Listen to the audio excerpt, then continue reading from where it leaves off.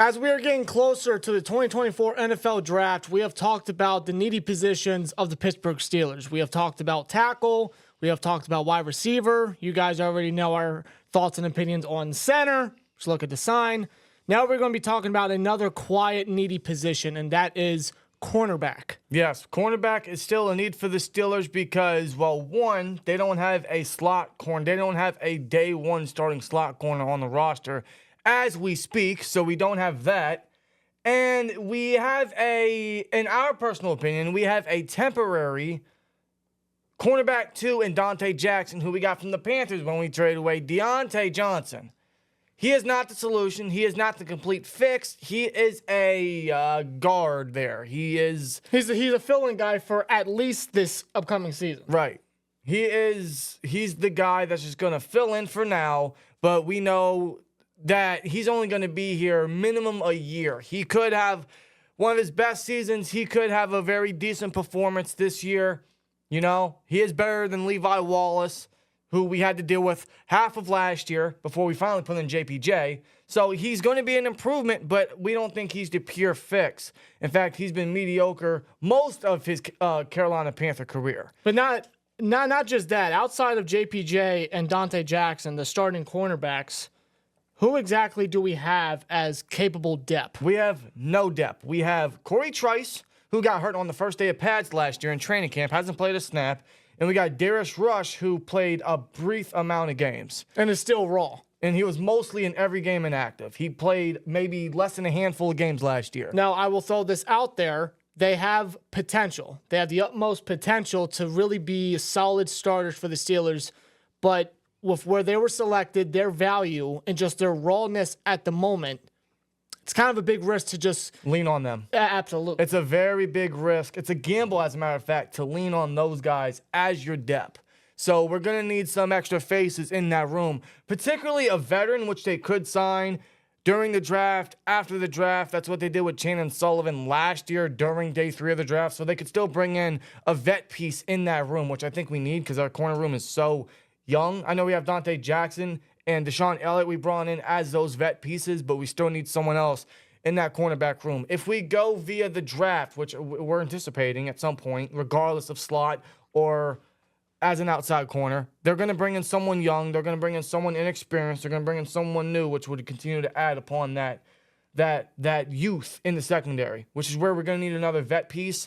But we are still going to need another cornerback in that room.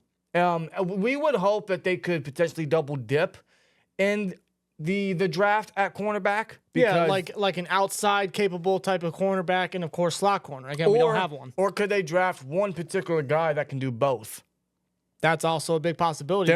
There are tons of players. There's a lot of names in this draft that they could take anywhere that can play both roles. They can get their feet wet in the slot, work on their mechanics, work on their coverage, work on whatever else they have to work on, and then eventually could potentially move outside. There's a couple guys that could very well fill those roles, man. The Steelers have done their due diligence at every position, but especially cornerback, because cornerback is still a sleeper option at 20 or in the first round, because they have looked at some of the top names. In fact, if you look at just the typical Steelers tradition at who they bring in for the pre-draft visit, they go to the combine, they go to the pro days, right? If you look at their traditional ways of selecting a guy and who they've shown most interest in, there's only a few, and one of them does include a cornerback. Now, we don't know if that's still going to be the full case for the Steelers and how they select their guys. They might go a different direction with Omar Khan. That's how Colbert and Tomlin did it, so maybe they're still running with those ways. Mm-hmm. But we will mention here, there's only been, I'd say, a handful of pro days that the Steelers have sent the house to, which includes Mike Tomlin, Omar Khan, Arthur Smith, Terrell Austin, some of our scouts, some of our assistant scouts. Andy Weidel, maybe, at times. There's only been a handful of pro days where the Steelers have sent the house to, and every single one of those does include a cornerback in some position, in some role. So we're going to discuss it, man, but we got to talk about the top ones at the cornerback position because, again, it's a sleeper option, and if you're looking at pick 20, we are still hell-bent on center. But we understand the value in the first round at center isn't very great because centers don't get selected as high as they used to. No. It's just not going to happen. And there's only one true worthy first-round center in this draft, and he's dropping down draft boards. You guys know his name, Jackson Powers-Johnson. That's still at the top of our wish list. But if you look in the first round and at 20, the Steelers could go many different directions. They could go tackle, which is very, very smart to do. They could go receiver, which they haven't done since Antonio Holmes, since 06. Or they could go cornerback.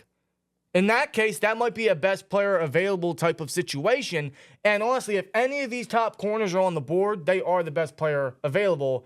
And you cannot dislike the pick if they go cornerback because it's stacked. There's going to be multiple names available, I would imagine, unless they all fly off the boards. And corner is very necessary. We need 2 lockdown corners. Yeah, we do. We do. We have JPJ, who shows his lockdown capabilities, and we're going to need someone else beside him for the future. In a passing league in this division with how many great quarterbacks are in this conference, we're going to need some lockdown capability in the secondary. You just got to think of it in a long-term aspect because Donte Jackson, he may not even be here for the long haul.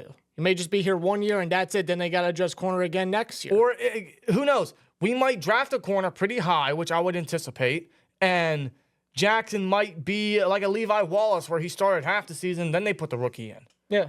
Or maybe they start the rookie in the slot and then put him on the perimeter opposite JPJ, and then there you go. Then you got your outside corners. They're just addressing the cornerback position very highly and very necessary, very early. Yes. So the top names they've looked at does include guys from the pro days that they have attended where they've sent the house to. And the handful of pro days they sent the house to is Alabama, which is a usual, Clemson, which is a usual, Georgia, which has been a new usual for the Steelers, and Michigan.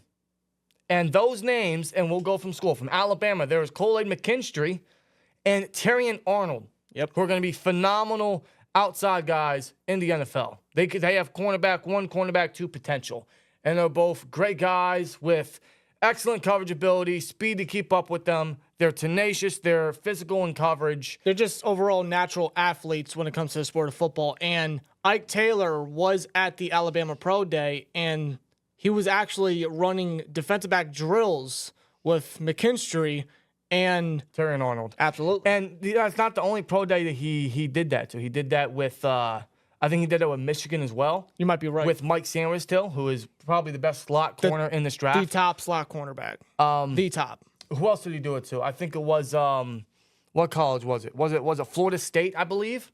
Was he there at Florida State? Yeah, and they got Terrion Jones in there. They got Renardo Green in there. Those are more so the day 2 options if they were to fall back there. But those guys are very highly regarded as talented cornerbacks. Talented and versatile. Very physical in their own right. They were locked down the past 2 years for that defense. Clemson, obviously the biggest name is Nate Wiggins, who has been tied to the Steelers aggressively because outside of Nate Wiggins, there's only one other player that has been the common trend for the Steelers in terms of combine talk, pre-draft visit, and pro day attendance. That is Amarius Mims from Georgia and Nate Wiggins from Clemson. So if you are banking on all those, checking all the boxes, those are only 2 guys the Steelers have done that to. So Nate Wiggins is going to be a massive name when it comes to the Steelers. And if he's there at 20, it's hard to see the Steelers look any other direction because he's arguably the best player available. They've looked at him immensely, and it is a need. And he could start in the slot. He played a lot of outside corner spot reps in Clemson, but he could start in the slot because of his weight limitation. He's still skinny. He's a little smaller. So they could start him in the slot until he bulks up because that weight is a concern. Yeah, he's got a similar type of frame to Emmanuel Forbes from last year's draft class, but the guy is very physical. The guy's very strong for his weight, for his size. Incredible speed, which we need in the secondary. Let's add that. We need speed in the secondary. And without a doubt, he has great effort. All those in one is what you want from a cornerback like Nate Wiggins. So he's probably going to be a top commodity, a top name on their draft boards, on their draft list if he is there at 20. I mean, there could be multiple great players there at pick 20. But Nate Wiggins, if you look at the Steelers and their interest and everything that's followed, he's probably at the top of that list. Just got to be honest with you. Of course, Georgia. We got to name Georgia. Now, some of these guys are more so later picks, like day 2 options. There's a Kamari Lassiter. I'll even throw the safeties in there because those guys, they are safeties, but they played like the, what do they call them? The hybrid, like the Joker role of the Georgia defense the past 2 years because they played in the box, they played in the slot. They're listed as safeties, but they're going to be phenomenal slot options. So if the Steelers are going to look at the slot corner position in great need, you're looking at the Georgia safeties in Javon Bullard and Tyke Smith. Those both have similar play styles, similar physicality.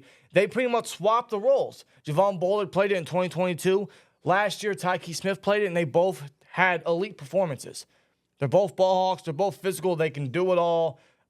So if you're looking at the slot position in Georgia, I mean, the Steelers, I gotta look at those 2 names. Of course. So they're up there with, I would say, like a Mike Sanders-Till, like a Terrion Jones as a slot option, maybe a Chris Abrams as well.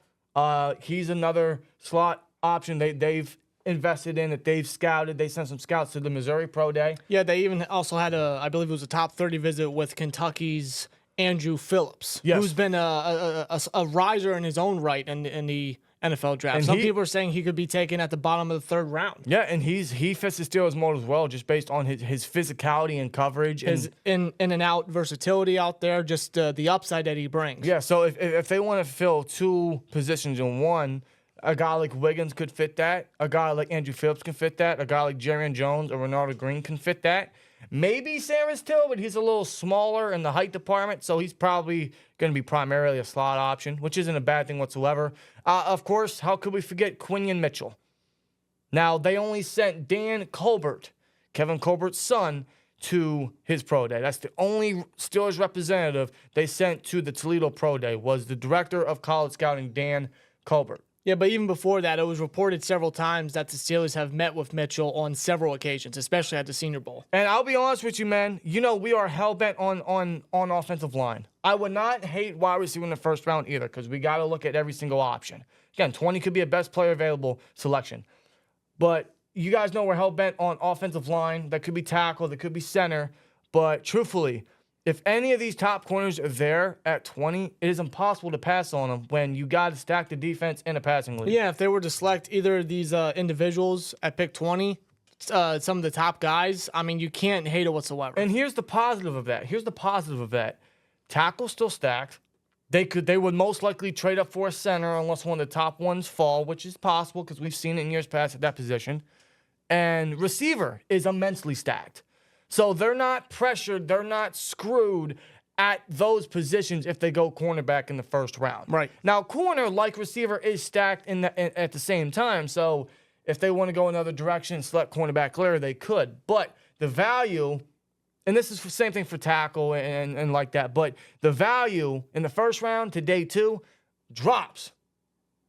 So if you want a top elite caliber corner as your cornerback 2 in the future, take him in the 1st round. Right. Otherwise, you would have a development piece under Donte Jackson for, I would say, minimum half the season. And there are guys we really like. The Steelers have done the due diligence. They've looked at most of the names. I mean, so they have that option at the same time. They would have him develop under Donte. He would provide special teams ability to get his feet wet, maybe some slot versatility, and then would be a developmental guy to take over that cornerback 2 spot in the future. Otherwise, if they want a true playmaker, then, yeah, you'd go corner in the 1st round. And it's hard not to go corner in the 1st round because these guys are great. These guys are very hard to pass on. These are elite prospects, very elite prospects. And it's going to be a best player available option scenario in that role. Yeah, and it's about stacking up the defense, loading up the secondary in a pass-heavy AFC North division and an AFC conference. Yes. You know, it's very important to stack the secondary, load it up, and just make sure that you have guys that are dependable on locking down some of the top receivers in the conference, some of the top receivers in the division, especially some of the top quarterbacks overall in the NFL. And boy, do we need it because our secondary. Now, this was before JPJ got involved, but our secondary last year it was a weak link. Cooked. It was a weak link. Cooked. Even when Minka was healthy, it was a weak link. It was getting cooked. It was bad. We didn't allow the points. That was the positive. We didn't allow the points, but the yardage was absolutely allowed. If it's a strong secondary, that's going to help the pass rush at the same time. That's going to help the pass rush. The quarterback will have no options, and that's going to help the pass rush get to the quarterback.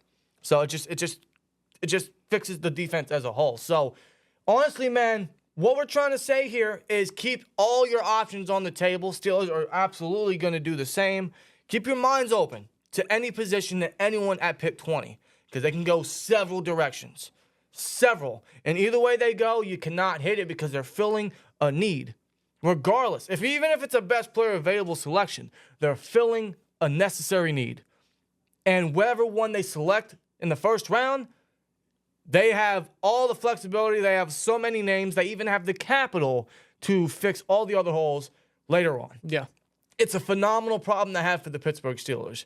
And when you go into the draft, you got to feel confident. You got to have trust in the front office. You got to trust the process.